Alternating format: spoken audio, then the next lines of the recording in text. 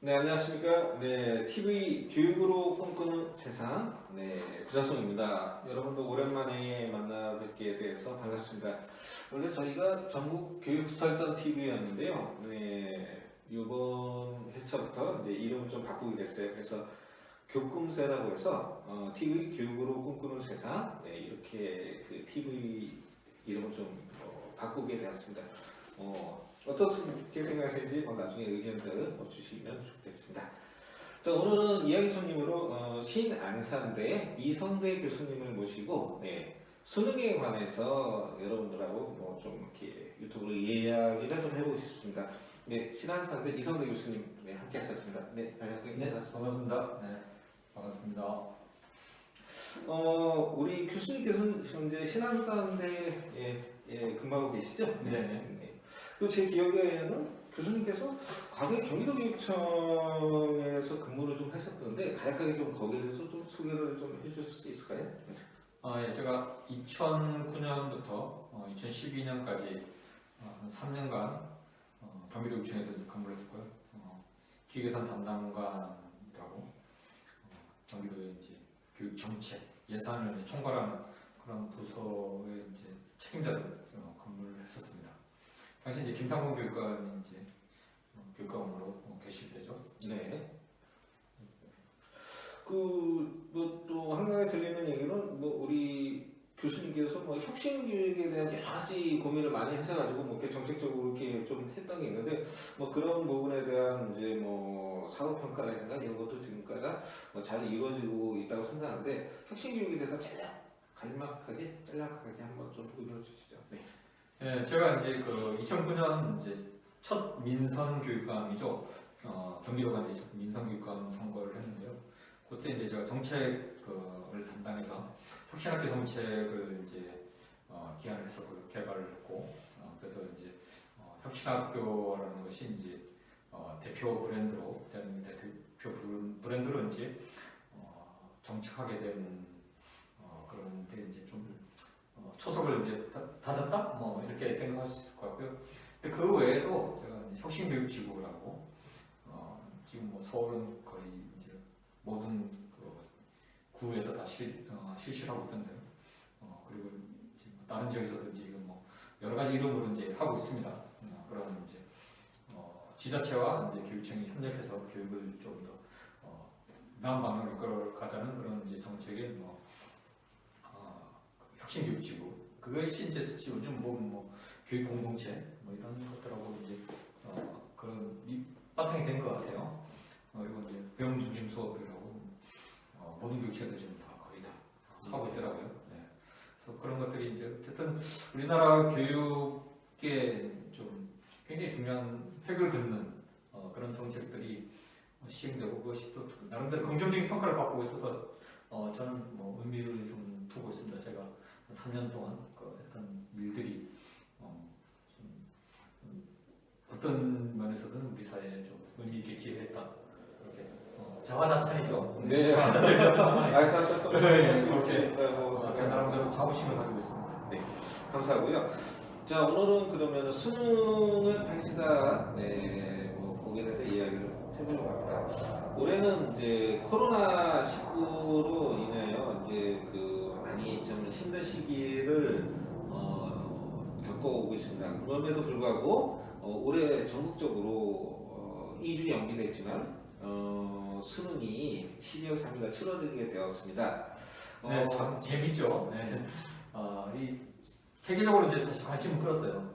물론 이제 이 우리나라 수능 때 되면 전 세계가 이제 관심을 보입니다. 사실 이렇게 집단적으로 온 국민이 이렇게 관심을 가지고 아마 중국도 비슷하고 인도도 비슷한 사례 있지만 하여튼 우리나라의 경우는 좀 오래전부터 이제 그런 것들이 이제 좀 관심을 끌어왔던 것 같아요. 그래서 이 풍경을 이제 놀랍다라는 이런 단어로 이제 많이 세계에서 이제 해외 토픽 이런 데서 소개되는 모양이더라고요.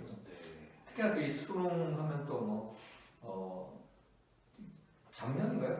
재작년인가에도 외국인도 못 푸는 영어 문제, 세계적인 수학자도 못 푸는 수학 문제, 이런 것들로도 이제 관심을 가지고 올해는 또 특히 이제 코로나 팬데믹 상황으로 미국 같은 경우는 SAT도 사실 연기되고 취소되고 이렇게 됐는데 네. 우리는 이제 이걸 이제 정부적으로 치러낸 그런 이제 대단한 그런 이제 나라로 평가되고 있습니다. 네. 아무튼 뭐 대단한 나라의 의미가 있습니다. 자 그러면은 교수님 수능의 역사에서 간략하게 짧게 뭐 좀 어떻게 좀 의견을 주시죠. 수능이 무엇일까요? 네. 구 대표님은 학력고사 세대시죠?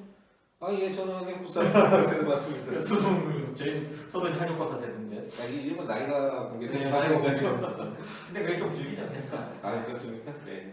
네. 좀 줄여가지고. 네, 학력고사는 82년부터 이제 시작이 됐잖아요. 그 전에 네. 이제 본고사, 네네. 대학 예비고사 뭐 이런 것도 있었고, 학력고사가 이제 82년부터 93년까지 11년간 시행되었었고요. 이제 그런 이제 학력고사가 사실은 이제 뭐 지식암기 중심의 뭐 평가다 이런 식의 비판이 있어가지고 94년부터 이제 도입된 게 이제 그 사고의 중심의 그런 평가를 해야 된다. 이런 이제 죄송합니다. 네. 네. 좀 다시 할게요.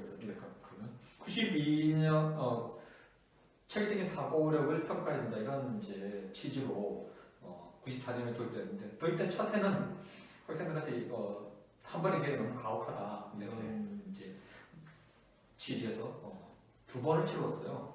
근데 이게 사실은 우리나라 수능이 이게 많은 아이들의 사고력을 이제 평가한다고 하지만 그 목적은 뭐냐면 줄 세우기입니다. 그러니까 줄 세우기를 해야 되는데 그러니까 변별력이 중요한 거죠. 네. 근데 시험 두 번 보다 보니까 변별력의 문제, 부담의 문제 뭐 이런 비난이 좀 쏟아지면서 지금은 이제 1년에 한 번 치르는 형태로 이제 바뀌어져서 거의 25년, 6년 뭐 이렇게 지금 올해까지 한 27년째 되겠네요. 27년간 이제 유지되고 있는 우리나라 대학 입시 역사는 굉장히 이제 오랫동안 지속된 그런 이제 시험 제도입니다.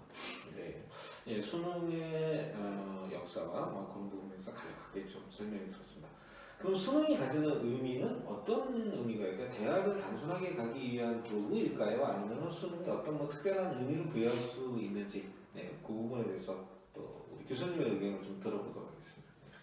네, 모든 국가들이 그렇진 않지만 다수의 국가들이 사실은 이게 이제 그 졸업 자격 시험 형태로 운영을 하거든요. 그러니까 국가가 시행하는 이제 전국 단위 아니면 주 단위의 그런 이제 졸업을 할 수 있는 학생들이 이제 고등학교 교육을 마치고 졸업할 자격이 됐다 이런 것이 이제 다시 이제 대학을 갈 수 있는 그런 자격을 갖췄다 이렇게 판단하는 자격고사 정도의 그런 이제 시험들을 많이 치르고 있는데 근데 우리가 수능 이야기하지만 그 프레임을 보면요 대학 수학 능력 시험이거든요. 그렇게 들어보셨어요? 대학 수학 능력 시험이라고? 대부분은 수능 이렇게 얘기하잖아요, 그죠? 그러니까 이제 그 의미가 제대로 전달이 안 되는 것 같아요. 의미의 부여가 제대로 전달이 대학 수학 능력 시험이라는 게 뭘까? 그 대학 수학 능력이라는 거. 대학에 가서 이 학생이 공부를 제대로 따라갈 수 있는 능력이 갖췄느냐, 뭐 이런 거거든요. 근데 이제 그런 이제 자꾸 줄여서 부르다 보니까 그냥 이 수능은 그냥 대학 입시를 위한 시험이다. 사실은 고등학교 교육을 충실히 받고 대학을 가서 이 학생이 수업을 제대로 따라갈 수 있는 능력을 갖췄다. 이런 정도의 평가가 되는데 지금 사실은 이제 그런 이제 본질에서 벗어나서 아이들을 이제 한 줄로 줄 세우는데 사실은 더 목적이 있어요. 그러니까 우리 하는 이야기를 쭉 다 들어보면 그렇습니다. 그 가장 이제 그 좋은 예가 뭐냐면 이번에도 사실 문제가 됐잖아요. 두 가지 문제가 있는데 하나 한국사 문제입니다. 한국사. 네, 한국사 20번 문제 보셨어요? 네, 맞습니다. 네. 그 뭐 사실 이런 문제를 왜 냈는지 저는 처음에는 사실은 이 출제위원들이 정신 나간다 생각했어요. 그건 아이들이 어떤 수학 능력이 사고력을 평가하는 것도 아니고 이 학생들이 어쨌든 뭐 이런 데 대한 정확하게 이제 판별할 수 있는 지식이나 이런 것들을 갖추고 있는 것인가를 볼 수 있는 그런 문제가 아니거든요. 그냥 뭐 누구나 아무런 어떤 분들은 뭐 초등학생도 풀 수 있는 문제다 이렇게 이야기를 하시던데 그래서 그런 문제를 내놓고 더 황당한 건 뭐냐면 출제위원회 반응입니다. 출제인의 반응이 어떻습니까? 그때. 출제위원이 뭐라고 얘기했냐면 이건 하위권 학생들을 변별하기 위해서 그러니까 출제위원회 사고를 그대로 드러낸 거죠. 사고를 테스트하는 게 아니라 변별을 해야 된다. 이 사람 이 수능의 근본적인 목표, 취지 이런 것들은 다 사라지고 이제 어쨌든 아이들을 줄세우게 해야 된다. 변별력이 없으면 이 수능은 실패했다 이렇게 이야기를 많이 하거든요. 또 한 가지 이제 또 문제는 뭐냐면 수학입니다. 올해도 수학 굉장히 어려웠었어요. 어렵겠습니다. 그래서 지금 영어는 이제 사실 쉬운 영어 이렇게 해서 영어는 이제 수험생들의 부담을 굉장히 많이 줄여줬다고 평가를 받고 있어요. 그래서 이제 사교육 이제 절감 효과도 좀 생기고, 근데 여전히 수학이 이제는 키가 되는 겁니다. 상위권 학생들을 이제 변별하는. 그러니까 이게 수능은요, 많은 아이들의 사고력, 학생들의 사고력, 대학 가서 얼마나 잘 이제 적응하고 또 자기 전공에서 충실히 이제 학업을 해서 더 성장할 수 있느냐 이런 것들이 아니라 그러니까 수요는 많고 공급은 제한되어 있으니까 그 서울 뭐 소위 말하는 인서울 그죠? 네네. 그냥 그 인서울에 있는 그런 대학들의 그런 이제 학생을 뽑는데 변별력을 제공하기 위해서 그런 목적으로 이제 지금 수학 시험이 치러지고 있는 게 아닌가 이런 생각을 하게 됩니다.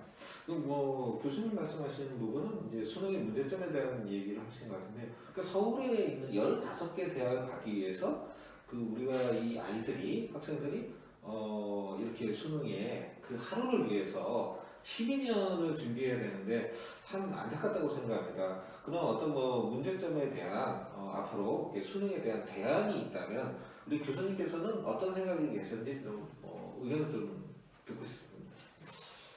그래서 이제 그 대안을 이제 좀 말하기 전에 사실 수능이 정말 필요한가? 네네. 그 부분을 좀 다뤄봐야 될 것 같아요. 수능이 왜 필요한가? 중요한 지적을 하시네요. 그러니까 뭐 당분간은 근데 어쨌든 수능이 필요할 수도 있습니다.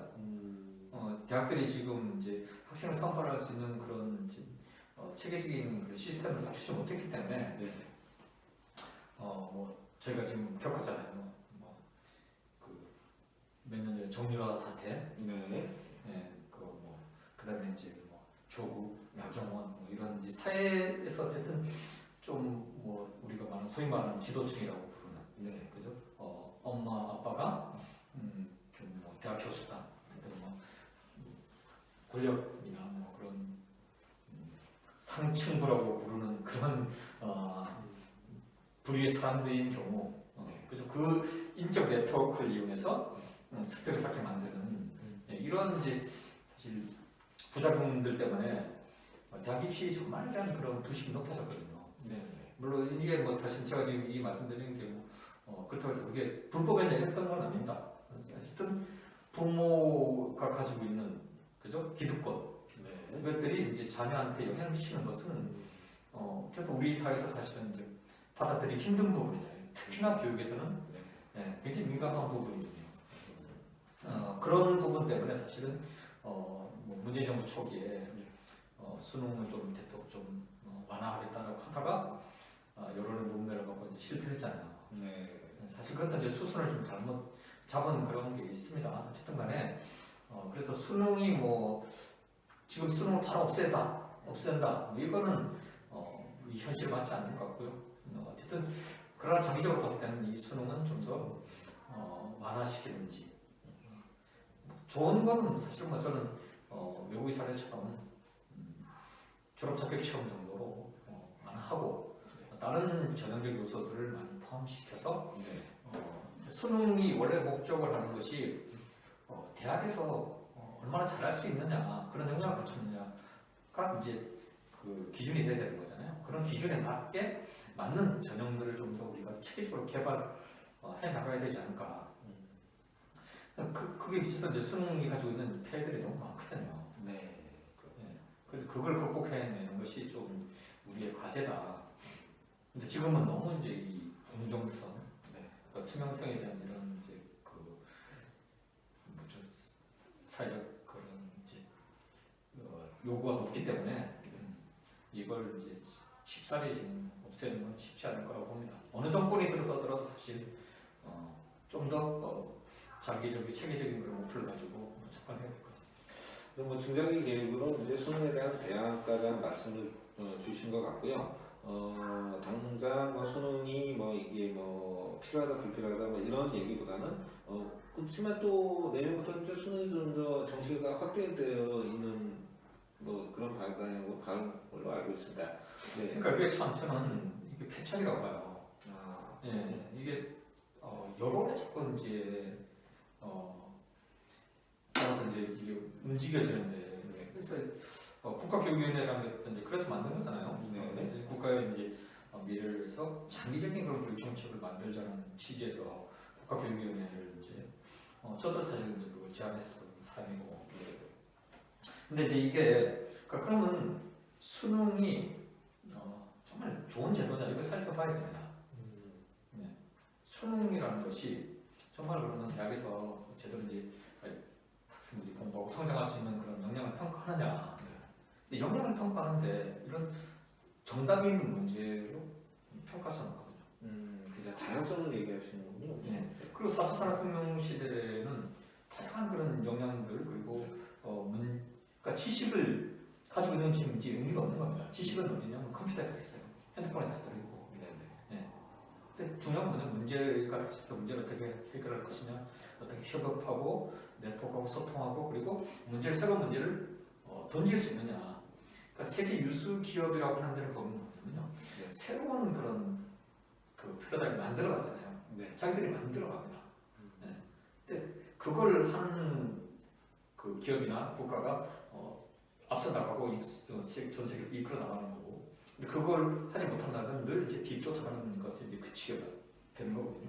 그래서 우리도 그런 역량을 갖춘 이제 아이들을 어떻게 선발할 것이냐 이 고민을 해야 된다는 거죠. 근데 수능은 뭐냐면 정답이 있는 문제잖아요. 이 제가 얼마 전에 이제 모 단체에서 개최한 그런 채용 형태에 대한 그런 이제 워크숍을 통해서 이제 각 기업들 이야기를 많이 기업들 대표들이 나와서 이야기하는 것들을 좀 들어봤습니다. 그 사람들이 공유하는 이야기가 그거예요. 정답이 있는 시험은 문제를 푸는 기술에 사람들이 집중하고 만든다는 겁니다. 그러니까 그 문제를 어떻게 해결하는 그런 메타적 지식이 아니라 그 문제의 유형을 제대로 익혀서 어떻게 하면 그 문제를 효율적으로 잘 풀 수 있을까? 그런 준비를 하기 때문에 그래서 이제 우리나라에 학원이 그렇게 많이 생기는 거예요. 학원은 뭐냐면요, 그 기술을 가르치면 됩니다. 역량을 길러내는 그냥 기술자를 만드는 거예요. 그럼 미래 사회에서 기술자가 필요하냐? 그건 아니라는 거죠. 그래서 수능의 피해도 사실 그런 거죠. 그래서 정답이 있는 문제를 가지고 대학 입시라는 그런 정점에서 학생들을 평가하니까 초중고 쭉 이어지는 그런 모든 이제 교육 시스템들이 거기 따라가게 되는 거죠. 아까 말씀하신 12년 동안 아이들이 하는 게 문제를 어떻게 잘 푸는 기술을 기를 것이냐. 그래서 한 가지 그런 말이 있어요. 상위권 학생들은 문제를 잘 풀려고 하는 새로운 지식을 습득하려고 노력하는 게 아니라 뭐냐면 실수 안 하는 실수가 하는 실수 안 하면 끝이거든요. 근데 왜 그러냐면 변별을 해야 되니까 자꾸 문제를 계속 뽑아서 내는 거예요. 그러니 뭐 세계적인 수학자들도 우리나라 수능을 그 시간 안에 푸는 것은 불가능하다고 그러거든요. 아, 그렇습니까? 네. 보통 뭐 우리나라 이 수능은 세계적으로 좀 어렵고 좀 힘든 과정이다 뭐 그런 말씀을 주셨는데 앞으로 이제 이런 부분을 좀 우리가 대안을 만들고 뭐 개선해 나가면서 미래 교육에 의해서 우리 교육과정이나 이런 정책이 좀 많이 바뀌었으면 좋겠다는 교수님의 의견으로 이제 가능을 할 것 같습니다. 자, 뭐 그러면 오늘은 이제 수능에 대해서 뭐 오늘 처음이 교육공사죠? 네. 대안적인 이제 성격을 좀 이야기를 좀 네네. 해야 될 것 같아요. 이제 앞에서 제가 이제 자꾸 기업의 이야기를 했는데 기업이라면 대표님도 기업을 운영해 보셨죠? 네네. 네. 기업의 최대 목표는 뭡니까? 이윤의 성취죠. 예. 네. 이윤 성출 생존이잖아요. 그렇죠. 네.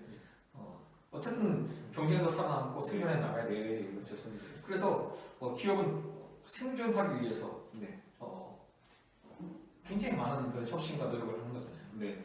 근데 우리가 이제 그래서 그러면 기업들이 어떻게 인재를 선발하냐 그걸 좀 봐야 돼요. 기업이 인재를 선발하는 과정을 한번 들여다보자. 예. 거기에 대해서 의견 한번 네. 해주시죠. 네. 그래서 앞에서 제가 얘기했던 모 대표가 나와서 한 얘기가 겁니다. 우리나라의 그런 기업의 채용 형태는 네. 조선시대부터 한 번도 바뀌지 않았다. 예. 뭐 조선시대도 그러잖아요. 뭐 초시, 그다음에 소과, 대가, 이렇게 그다음에 최종적으로 이제 임금 앞에 가서 면접해서 그죠? 그쪽에서 면접을 통해서 이제 장원을 뽑고 뭐 이런 시스템이었다. 지금 네. 우리나라도 뭡니까? 입시 지원서 그죠? 자기 소개서도 놓고 뭐 그다음에 이제 인적성 시험 보고 네. 1차 면접, 2차 면접 이렇게 해가지고 최종 합격자를 뽑는 이런 방식이잖아요. 네. 사실 이제 이런 방식은 기업들도 알고 있다는 거예요. 이거 별로 효용 가치가 없다, 형성이 없다. 네. 이렇게 하는 것은 이렇게 해서 뽑은 문제들이 사람들이 기업에 와서 잘 일을 하느냐 그렇지 않더라는 겁니다. 그렇군요. 예. 네. 그래서 그러면 우리나라의 그런 이제 지금 기업의 채용 시스템들은 변하고 있지만 아직도 사실 좀 낙후돼 있거든요. 네. 뭐 블라인드 테스트도 도입하고 뭐 이렇게 하지만 여전히 좀 아직까지는 여전히 뭐 지원서류, 학벌 뭐 이런 거죠. 그다음에 인적성 시험 많이 보잖아요, 그죠? 삼성의 뭐 인적성 시험은 뭐 보시라고 그러더라고요. 그렇습니다. 네, 그거에 맞춰서 또 이제 공부를 하는 사람들이 있습니다. 네. 근데 이제 우리가 세계적인 기업이라고 하는 뭐 구글이나 뭐 아마존 이런 데서는 다른 방식으로 이제 채용 시스템을 자꾸 이제 도입하려고 노력하고 그것들의 이제 가치를 이제 중요하게 인식하고 있다는 겁니다. 구글 같은 경우는요 인사에 관련된 예산 중에 90%가 채용과 관련된다고 그래요. 그리고 특징이 뭐냐면 IT 기술을 접목하고 AI를 적극적으로 활용한다는 겁니다. 그러니까 AI를 믿을 수 있냐? 사실 아직까지는 사실 AI 대표님 AI를 믿으세요? 이제 앞으로 믿어보려고 하고 있습니다. 아직까지는 네. 조금 사실 제가 봐도 AI가 네. 조금 이제 소위 말하는 전문 용어로 허접하다고 하죠. 그렇죠? 아직까지 좀 허접한 그런 면이 있습니다. 예. 근데 그거는 우리가 일반적으로 보는 거고요. 뭐 왓슨이나 이런 것들, IBM 왓슨 아시죠? 그죠? 네네. 네, 왓슨이 판독하는 그죠? 오진율이 의사들에 비해서 훨씬 낮다는 거잖아요. 네. 근데 그렇다고 해서 우리가 이제 왓슨을 바로 쓰지는 않잖아요. 그렇죠. 왓슨은 참고 자료, 그 인간을 도와주는 겁니다. 그럼 굉장히 이제 그런 오진율을 낮출 수 있고, 그러니까 마찬가지로 그런 왓슨이 채용 시장에서도 쓰이고 있다는 거예요. 네, 빅데이터, 네. 머신러닝, 그다음에 뭐 신경망을 이용한 그런 이제 AI 기술, 그다음에 영상을 찍어서 그 사람의 표정, 그다음에 뭐 말투, 눈빛 이런 거 가지고 그 사람 기질을 파악한다는 겁니다. 이 사람이 적극적인 사람이냐, 아니면 소극적인 사람이냐 이런 것들 다 파악할 수 있다는 거예요. 근데 인간이 면접을 봤을 때는 그걸 파악하는 그 확률이 굉장히 낮다는 거예요. 근데 또 재밌는 게 뭔지 아세요? 어떤 게? 그 혹시 자녀분이 게임 좋아하나요? 예, 뭐 게임 좋아하죠. 요즘 네. 애들이니까. 네. 근데 요즘 이제 그 기업 채용에서 네. 게임을 통해서 게임. 예, 그 사람의 특징을, 그러니까 성격이나 특징, 그다음에 협업 능력 뭐 이런 것들, 문제 해결력 이런 것들을 파악한다는 겁니다. 게임을 많이 시키셔야 돼요. 그렇죠. 네. 저희 아이가 이제 IT 쪽. 네. 네. 뭐 이번에 수시로 가게 되었습니다. 네. 그러니까 이제 그게 중요한 게 뭐냐면요. 그런 이제 우리가 그 지원 서류, 스펙이나 대학 성적 이런 것들을 가지고 뽑아봤더니 네. 그게 업무 성과와 전혀 관련이 없더라는 겁니다. 그리고 이제 미국도 사실은 뭐 인류 대학교 있잖아요. 아이비리그나 아주 이제 좀 좋다고 하는 이제 주립 대학들 이런 대학들이 사실 있거든요. 그 대학 출신자들이 문제가 뭐냐면요. 이게 그 메타 인지가 떨어진다는 거예요. 자기가 뭔가 잘못했을 때 그걸 인정하지 않고, 그죠? 자기가 모르는 걸 인정하지 않고 남 탓을 돌리고, 실패하면 남 탓을 돌리는 거예요. 네. 그러니까 그런 사람들이 기업에 들어와서 뭔가 좋은 성과를 내기 힘들다는 겁니다. 그래서 구글은 지금 고등학생들 더 많이, 고졸자를 더 많이 뽑아야겠다 이런 이제 고졸자들. 예. 네. 그러니까 이 대학 졸업장이 그죠? 그 우리가 소위 말하는 그 하버드나 뭐 이런 인류 대학 졸업장이 이 구글에서 업무 성과와 큰 관련이 없더라는 것이 이제 그 인사 담당자의 이제 결론이고, 그래서 구글은 그렇게 맞춰서 이제 채용을 이제 트렌드 바꿔 나가고 있습니다. 근데 그런 걸 하려면 사실 기업이 그런 마인드를 가지고 투자를 많이 해야 되죠. 근데 우리는 우리나라 기업들조차도 사실은 그걸 아직까지 제대로 하지 못하는데 대학들에서 그걸 하기에는 좀 어렵습니다. 근데 의미가 있는 게 뭐냐면요. 이건 대학을 위해서도 꼭 필요한 거거든요. 대학에 들어가서 우리 학생들이 잘 적응을 해야지. 중간에 떨어져 나가면 그죠? 뭐 제가 알기로는 그 수능만 가지고 이제 입학하는 정시 합격자들의 한 뭐 20% 가까이가 사실 중도 탈락을 한다고 해요. 왜냐하면 점수만 가지고 들어갔으니까. 오히려 수시로 가는 학생들은 자기 적성에 맞춰서 좀 가잖아요. 자기 하고 싶은 걸 지원하고. 근데 수시로 들어오는 학생들이 그 중도 탈락률이 높은 건 뭐냐면 사실 또 대학에 돈과 관련이 있어요. 네. 걔들이 100% 들어와서 100% 계속하면 걔네들이 계속 등록하면 될 거 아니에요. 근데 중도 탈락한 애들은 뽑지 못합니다. 물론 뭐 이제 편입 뭐 이런 거 할 수 있지만 어쨌든 간에 돈과도 관련된 문제고, 그래서 좀 더 대학 생활에 잘 적응하고 그 대학에서 발전할 수 있는 그런 학생들, 이런 학생들을 뽑는 방법을 고민해야 되지 않을까. 근데 그런 방법이 사실 있다라고 지금 이야기하고 있거든요. 근데 우리가 지금 이제 제가 아까 말씀드렸지만 수능만이 정답이 아니다. 근데 이제 수능이 아니라 이제 그 학생부, 그죠? 이런 학생부 종합해서 이런 것들을 도입을 해왔습니다. 그럼 외국에서도 사실 그런 것들을 많이 이제 보고 있고요. 근데 이제 소위 말하는 아까 말한 엄마 아빠 찬스를 쓴 아이들 때문에 사실 이 전체가 완전히 좀 부정을 당해버렸잖아요. 네, 사회에서. 근데 이제 그런 것조차도 사실은 이제 빅데이터나 그다음에 이제 AI 기술들을 활용하면 잘 걸러낼 수 있다는 거죠. 우리가 이제 자기소개서 다 자소설이잖아요. 네. 소설. 자소서. 네. 그래서 이제 자기소개서도 없애자고 이런 이야기가 나왔는데 그걸요 AI나 이런 빅데이터를 이용하면 다 걸러낼 수 있다는 겁니다. 그러니까 그 아이가 쭉 해온 활동들을 다 분석해서 거기서 중요한 키워드를 뽑아내면 정말 이것이 이 아이가 관심을 가지고 한 건지, 그렇죠? 그럼 SNS나 이런 것까지 다 이제 데이터를 뽑아볼 수 있는 겁니다. 근데 과거에는 사실 우리 불가능했죠. 네, 그렇죠. 그리고 우리가 내신에 대해서 자꾸 이제 불신을 많이 하잖아요.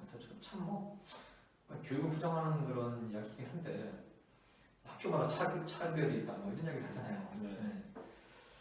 근데 어쨌든 뭐 그런 차이가 있을 수도 있겠습니다.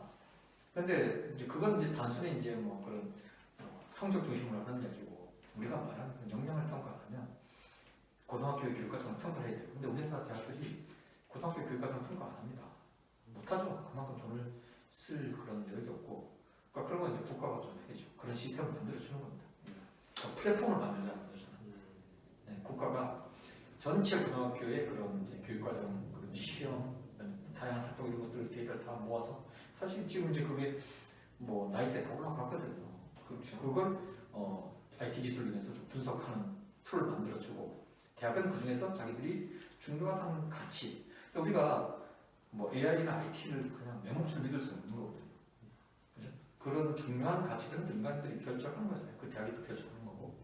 그렇게 뽑아내면 그 교육과정에 대해서 분석이 이제 철저히 이루어질 거고, 그죠? 그것이 우리가 우리 대학에서 원하는 그런 과정과 얼마나 연결되어 있는지 결국 평가하는 시스템이 있으면 그걸 공개하고, 그죠? 그 중에서 어떤 부분을 우리는 중점 주고 어떻게 배점하겠다 이것들을 공개하면 저는 학부모들이나 학생들이 불신할 이유가 없을 거라고 봅니다.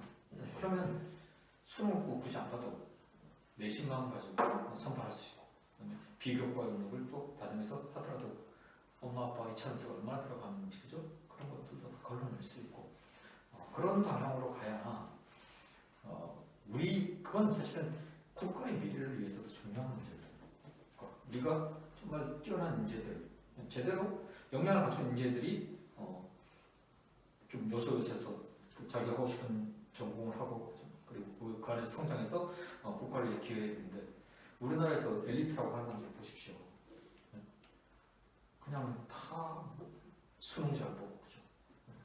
수능이나 대학 입학 시험 잘 보고 그다음에 뭐 고시 이런 거 다 정답이 있는 문제잖아요. 맨날 그것만 발발발발 외워서 그런 사람들이 특징이 뭐냐면요. 그런 사람들은 대부분이 그렇습니다. 출제자의 의도를 항상 관심을 두거든요. 그럼 어떤 일이 벌어질 것 같으세요? 뭐 답을 찾아가겠죠. 네. 우리가 이제 국정농단 이런 게 벌어졌을 때 누구도 거기에 대해서 문제 제기를 하지 않는 겁니다. 네. 네. 권력자, 그러니까 출제자는 권력자잖아요. 수험생 입장에서는 그 권력자의 의도가 가장 중요한 거예요. 뭐가 진실이고 뭐가 정답이고 뭐가 옳은 것인지가 중요한 게 아니라 정답자의 문제를 출제하는 권력자의 의도가 뭔가 거기에 길들여지는 겁니다. 계속. 그러니까 뭐 우보라는 이런 사람도 나오고 그런 거 아니에요. 우리가 뭐 엘리트라고 불렀던 사람들이 그런 이제 명목적인 행동을 하게 되는 거죠. 그래서 그게 정답이 있는 문제 이걸 푸는 게 굉장히 위험하다는 거죠. 그래서 그런 이제 국가 전체를 봐서 수능의 이런 문제점들은 사실은 수능 자체가 가지고 있는 한계이기 때문에 극복하기 힘들어요. 그래서 그리고 이제 아까도 말씀드렸지만 이 초중고 우리나라 이제 모든 이제 가르침은 이제 대학 입시잖아요. 네. 왜 대학 입시가 되는지 잘 이해를 못하겠지만 초중고에서 가장 이제 관심 가지고 정치를 내는 게 대학 입시인데 그 대학 입시가 그런 식으로 시험이 그런 식으로 치러지기 때문에 초중고 교육 전체가 거기에 다 이제 휩쓸려 가는 겁니다. 근데 그게 단절되면요 초중고 교육이 좀 더 교육적으로 충실해야 돼요. 그래서 학생들이 수능에 대한 부담은 없으면요 저는 학교에서 말하는 뭐 비교과 영역 스펙들이 그냥 단순히 스펙을 쓰는 게 아니라 정말 아이들의 충실한 활동으로 될 거라는 거죠. 그리고 이제 AI가 어떻게 판단하고 IT 기술에서 그걸 정확하게 판단하면 학생들도 사실은 제대로 그 활동들 자기가 관심 있는 활동 중심으로 그러니까 뭐 봉사활동 하는데 자기가 뭐 생물학과를 뭐 지하철역 가서 봉사하고 이런 것들을 봉사 점수로 인정하는 게 문제잖아요. 그죠? 그런 것들이 좀 획기적으로 좀 개선될 수 있다. 그러니까 초중고 교육, 우리나라 교육 자체를 좀 변화시킬 수 있는 그러니까 혁신학에서 꿈꿨던 그런 건강한 아이들을 길러내는 그런 교육을 할 수 있다라는 기대를 해봅니다. 네. 단기간 되지 않겠지만 어쨌든 근데 지금이라도 그걸 시작해야죠.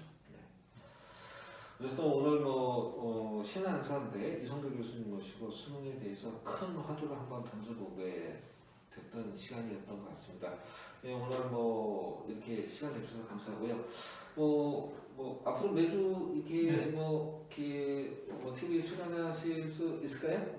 네, 뭐좀 그때 관심사를 가지고 우리가 뭐좀 사실 교육 문제가 재미있지는 않잖아요. 네. 좀 더 그래도 흥미있게 한번 좀 이끌어가고 하면 좋을 것 같습니다. 네, 알겠습니다. 오늘은 뭐 첫 회라 뭐 좀 딱딱할 수도 있었을 것 같습니다. 그러니까 다음 주부터는 뭐 좀 더 재밌게 여러분들하고 뭐 그런 시간을 만들도록 하겠습니다. 네, TV 교육으로 꿈꾸는 세상 교바세였습니다. 네, 감사합니다. 감사합니다. 교꿈새입니다.